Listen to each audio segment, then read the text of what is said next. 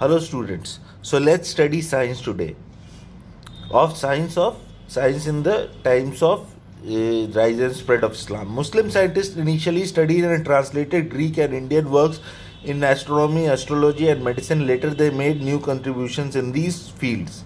The Arabs made great progress in the use of lenses and built observatories that provided accurate astronomical data.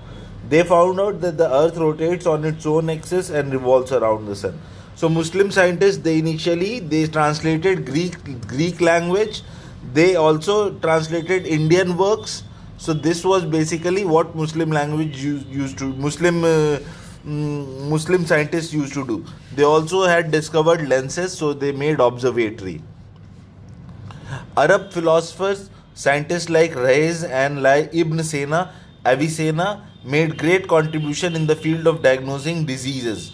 The Arab rulers built hospitals and encouraged the study of medicine. Ibn Sina's work, The Canon of Medicine, was used in many medical schools.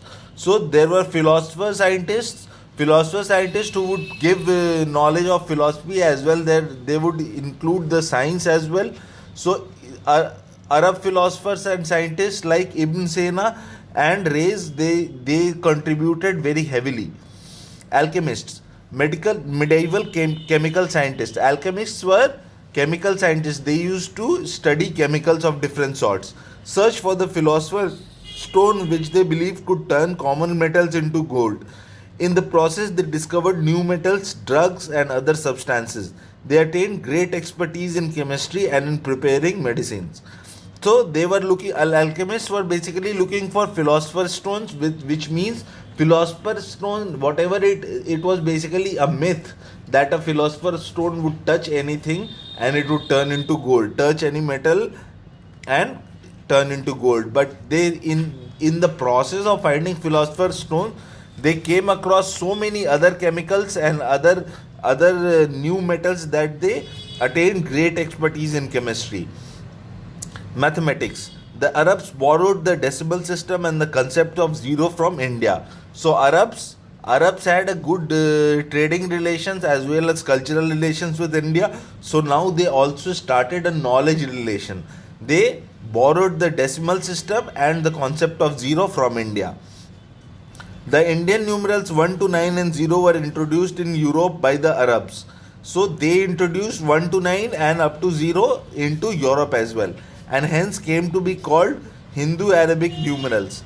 These numerals were called Hindu Arabic numerals. The Arabs invented algebra. Arabs were also the ones who invented algebra. They also learned Greek concepts of geometry and made remarkable progress in trigonometry. They also made geometry as their very strong knowledge they gained from it, and also they excelled in trigonometry. Architecture and art. Islamic architecture flourished under the Byzantine and Persian rulers who built palaces, libraries, educational institutions, hospitals, mosques, and tombs. New features such as the minaret and the onion shaped dome were introduced. So, architecture and art also flourished during this time. They introduced so many new structures and so many new concepts that they developed themselves very fastly. Islam does not allow the use of human forms in decoration. Hence, Islamic paintings and sculpture depicted geometric patterns and floral designs.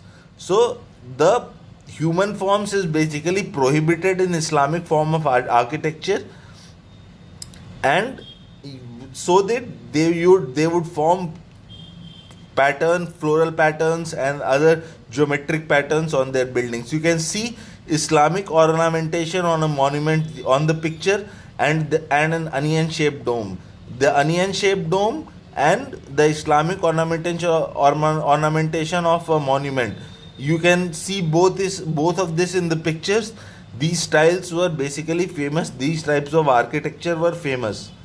Buildings were often decorated with mosaics and calligraphy.